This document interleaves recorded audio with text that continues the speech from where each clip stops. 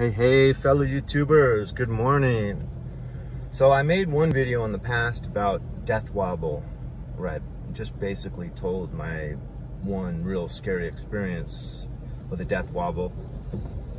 But I wanted to talk a little bit about, I watched a couple of videos on the causes of death wobbles, and I thought I would share that with you because you know, I would say the two scariest things that could happen when you're on a motorcycle, I mean, other than like cars pulling out at you or an animal running right in front of you, you know, I mean, I'm talking about things happening between you and your motorcycle, not on the outside circumstances around you. It would be a seized engine or something that causes the back tires stop moving, such as a sweater getting caught in the chain. So basically, when you're driving down the road at 50, 60, 70 miles an hour, and then all of a sudden it locks up that back tire. So seize engine, which doesn't happen too much on modern motorcycles, but did used to happen with air-cooled motorcycles, you know, when they just got too hot. I read Zen and the Art of Motorcycle Maintenance, and that guy on his Triumph, the main character, it had seized up like twice before that, and he could tell there were certain sounds it would make and certain ways it would perform that would give him little warning signs that if you continue on this path, I'm gonna seize up again. But really, the two most scariest things, like if you're just driving in the middle of a big flat prairie with no, you know, traffic, no animals around, it would be that seizing of an engine or a death wobble, because that can happen just due to going really, really fast, where the tires aren't rated for that fast, or maybe it's a small, light motorcycle. So let's get into the causes. Okay, so from what I've learned, the primary cause has to do with tires. So you could have a tire that has a flat spot. You could have a tire that, you know, has inappropriate air pressure, and over time it wears down inappropriately. And then due to that, you've got, you know, a tread that makes the bike unstable. You could have too much weight in the back, where the front wheel's kind of not really, not much weight is on that front wheel. I would think you could have too much weight on the front too, where that could also happen. I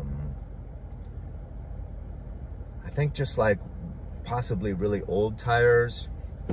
So, but okay, so tires is a big one, because, you know, I've never been really good at staying on top of air pressure. You know, I check it like once every 2 or 3 months, but you know, there's some people that check it literally every time they go out on their motorcycle or every weekend. So I'm gonna check tire pressure more, because, you know, it could just be a little bit off, but over time it could cause that tread to wear down poorly and unevenly. Okay, so but let's move off the tires. The ball bearings in the steering column, that could obviously, worn down ball bearings makes the steering wheel more loose, which could obviously lead to a death wobble.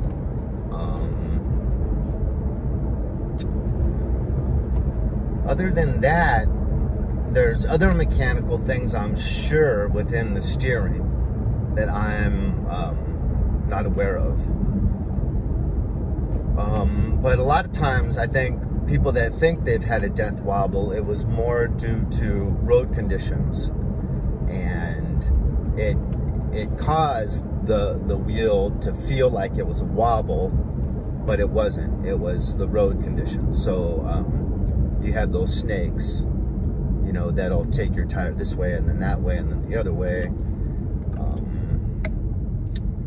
So the difference between a death wobble and experiencing something due to the road conditions is the road conditions. You got to remember, your motorcycle can ride on its own. I'm sure everyone has seen footage of a guy falling off a motorcycle on a race course, on the motorcycle in a full lean picks up and starts just riding on its own, because it's like a gyro. So you have the wheels, which are two huge gyros that keep that momentum and that weight of that forward motion inertia going where it wants to go. So when the road conditions cause your wheel to wiggle, you want to just stay loose and go with it, because that bike is going to stay upright, it's going to continue moving down the road, and if you really try to grip it and fight it, it's going to send all of those wiggles through your whole body, which could then send them through the motorcycle.